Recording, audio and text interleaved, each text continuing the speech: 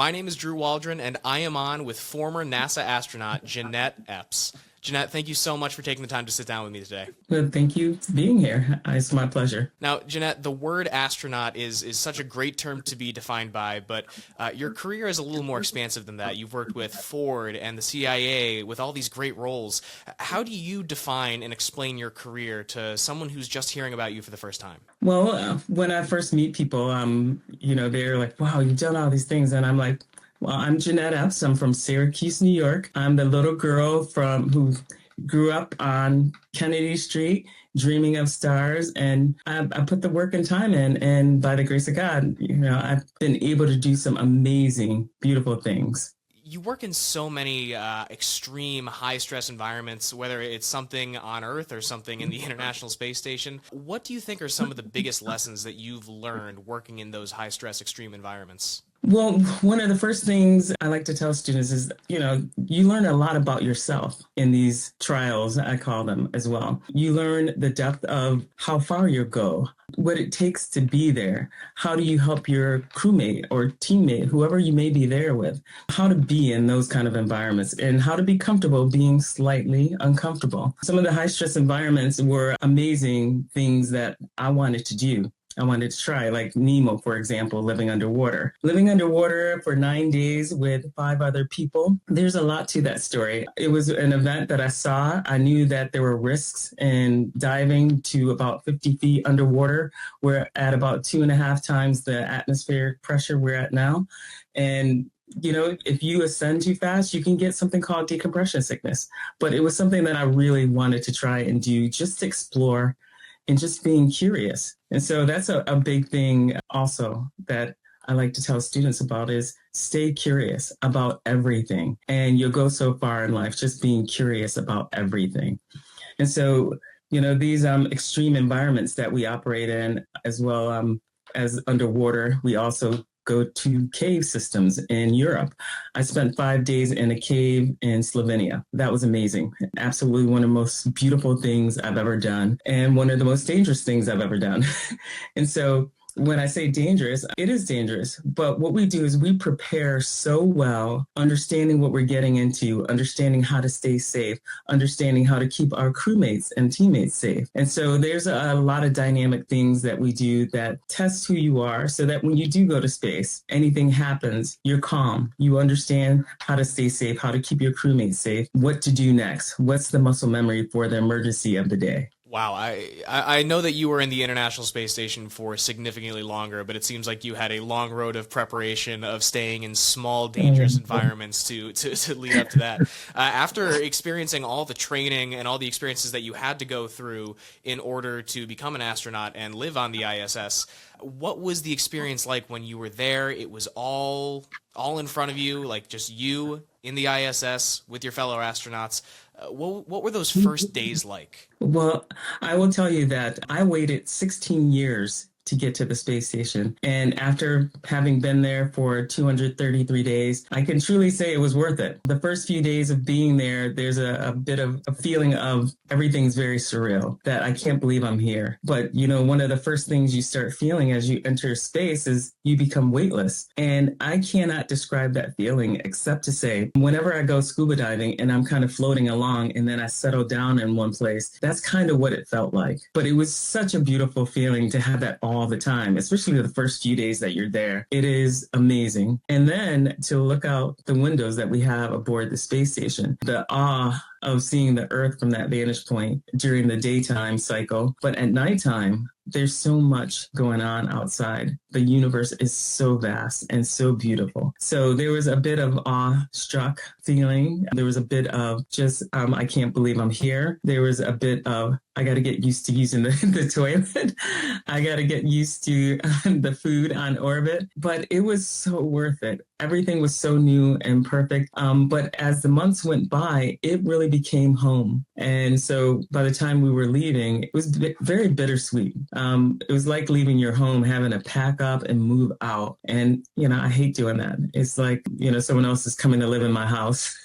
It was great to get back home too. But being in space that long, actually living and immersing yourself in that, I could show you pictures, but I highly recommend you go. I'll try to hop on a flight the next opportunity that I get. I You know never know with commercial space. that's true. That's maybe a great segue. In the last couple of years, we have seen so many incredible developments in commercial spaceflight. Yeah. Where do you think the commercial spaceflight industry is now, and where do you think it's going in the next couple of years? Well, I can tell you that this is probably one of the best times to be involved in space exploration. There's so many new companies popping up. Years ago, probably I think it was around 2020, I was talking with Adina Friedman, and she mentioned that the space sector is going to start booming with at least $1 trillion of revenue at some point, especially with this notion of going back to the moon. So once we started this, NASA actually started this program, Artemis, to go back to the moon, a lot of companies started popping up. A lot of commercial companies also started popping up. We have now SpaceX, which is the company that flew me to the International Space Station. We have Virgin Galactic. We have Blue Origin. But on top of those, we also have a company called VAST. They're developing systems for the moon. We have Sierra Space also developing systems for the moon. There's several companies developing ways to excavate the surface of the moon to mine it for minerals, for helium-3, for different things. There's companies setting up to develop food for the moon. How do we grow plants on the moon? So there's all kind of things going on right now in the space sector, and it's probably one of the best times ever to get into space. Absolutely, and you touched on it a little bit with the mining and the different companies that were looking to get resources from the moon. But what are the main benefits of NASA's mission to return to the moon within the next couple decades? Well, there's several things. I mean, we look at the moon at night and we see this object that's just there. You see the black portion on it, that's the basalts. We know that there was some volcanic activity on the moon, but there's so much more we don't know about the moon. If you look closely at the moon, there's pock marks all over it. It's been impacted what looks like millions and millions of times. We don't exactly understand how the moon got there. So for me, I'm not an astronomer, but I look up at the sky and wonder how it got there. And, why does it still experience all these impact craters every now and then? For us, once we get back to the moon, we can continue the research on the moon. Maybe we could figure out what happened to the moon, how it got stuck there. And if there's other objects coming to impact it, will it hit the Earth? So the more we know, the more we can protect planet Earth. That's one aspect for me. But the next aspect is that the Earth, we want to be a multi-planetary race, human race. We need to use the moon as sort of an engineering test bed so that all the systems that we would need for Mars, we can test it out in an area that's so close that we can get to relatively fast and get back home if things go wrong. It would be very, very bad if we deployed objects out to Mars and they didn't work. That trip out alone, you want to make sure that you have everything, all your ducks in order before you spend 6 months plus getting to Mars and then waiting to come back home. So you've got a window there. There's several reasons that we need to go back to the moon. We need to continue studying it. We need to use it as an engineering test bed to help us learn how to be a multiplanetary race. Absolutely. I would much rather something go wrong close to home than something go wrong in a 6-month journey to Mars.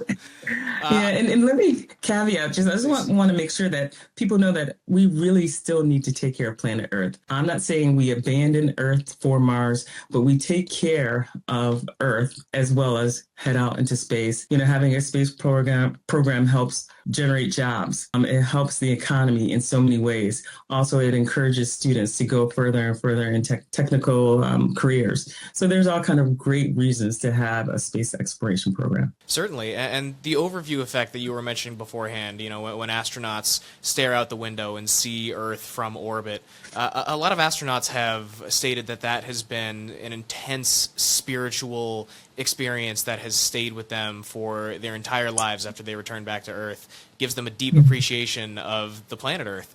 Do you feel like you have had that experience, and how has it affected you up until today? Well, I know that, I guess before going to space and hearing this, I'm like, yeah, it's going to be beautiful, but this overview effect, whatever. I didn't even really think about it until you get there and you're stuck in your gaze of looking at the earth from that vantage point. And it does change you in so many ways. The planet is beautiful and you can't see all the people, the lines and things like that. But that's what worried me. I'm like, all my family's there, my friends there, everybody who I love is there. And, getting back there to see them was everything.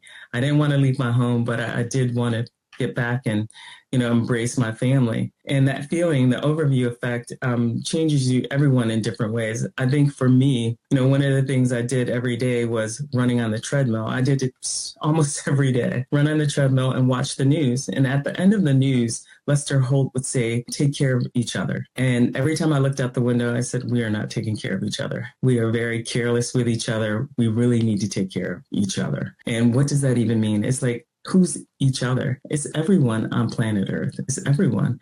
And so for me, coming back and wanting to mentor and wanting to talk to students, I can't talk to every student and I can't mentor the way that I would love to, but hopefully I can impart a few things to students that will, they can go back and look at and maybe hopefully it'll inspire them to become astronauts as well and to be good to their fellow mankind, womankind, humankind.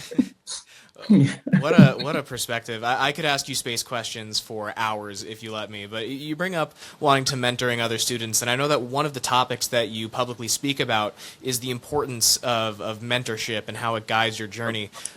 Can you please tell me who was an important mentor in your journey? Who guided you along the path that you walked to get to where you are today? Well, it's interesting because there's so many people, but the primary person was my mom. My mom she graduated from high school. She didn't have a deep degree in science or technology, but what she did for my twin sister and me was she encouraged us and she didn't make it seem weird. She didn't tell us because we're girls, we can't go into aerospace engineering or molecular cell biology. She made everything seem very normal. But not only that, she supported us through everything. She's the person who would be up midnight with us making coffee and getting snacks and things like that to help us, study for an exam or whatever it was. And she also had a great motto that everything is hard until you learn it. I mean, you got to put the time and effort in.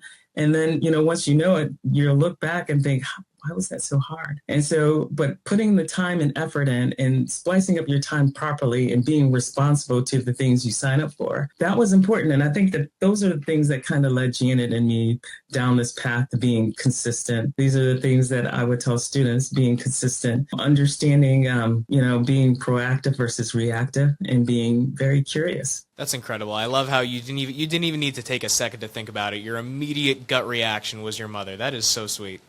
Thank you. Jeanette, I think the last thing I want to end this interview on is asking you just a very broad blanket question. What advice do you have for young people who might want to follow in your career footsteps? So that question is one that I get all the time, and there's so much to that question, so much I want to tell students. But, my life hopefully can be an example for them. I was not a kid who grew up with a ton of money. I was not a kid who, had parents who were engineers or scientists at all. But the support that I had was tremendous. And without it, I wouldn't get here, wouldn't have made it this far. And so for students who want to go into aerospace engineering, a technical degree, and then onto becoming an astronaut, some of the big things that I want them to know is being proactive versus reactive is very important, because things are going to happen in your career. You don't know when, you don't know how, but rather than being reactive to whatever happens, being proactive. Number one, understand the work that you've done. Understanding who you are is very important. Controlling your own narrative is very important as well. So this whole notion of being very proactive is those little things that I'm referring to, but being consistent along the way. One of the things I look back on my career, I can see that, I work consistently. It was small things, a lot of small things over time look like really big things. But it took me 11 and a half years in graduate school to go on to Ford Motor Company and then on to the CIA. And then it took me 16 years to get to space. But I can tell you that journey was amazing. But being consistent over time, and a lot of little things will add up to be some huge things. And lastly, I'm just being very curious. And this is vice being judgmental or anything, but curious about people, curious about whatever topic you're working on. Run it down, run it to ground, learn everything you can possibly know about it. Listen to podcasts on it, read everything you can, and know that I guess the last thing that I really want students to know is that if they do enter into this field, what they're trying to do is actually really hard. So give themselves a little grace. I had a student come up to me when I was in Syracuse a couple of months ago, and she was telling me about her quantum mechanics class. And I said, you know that what you're doing is really hard. And she goes, yeah, well, I said, no, it's really hard. So give yourself a little grace and talk to your teacher. Get a tutor if you need to. Go online, listen to podcasts, find every piece of information you can, and approach it from that perspective and understand that what you're doing is actually hard. Excellent, excellent advice from someone who has one hell of a resume to back it all up. Jeanette, thank you so much for your time. I cannot tell you how much I appreciate sitting down with you. Oh, Drew, it's my pleasure. You're awesome. Thank you, sir. Thank you.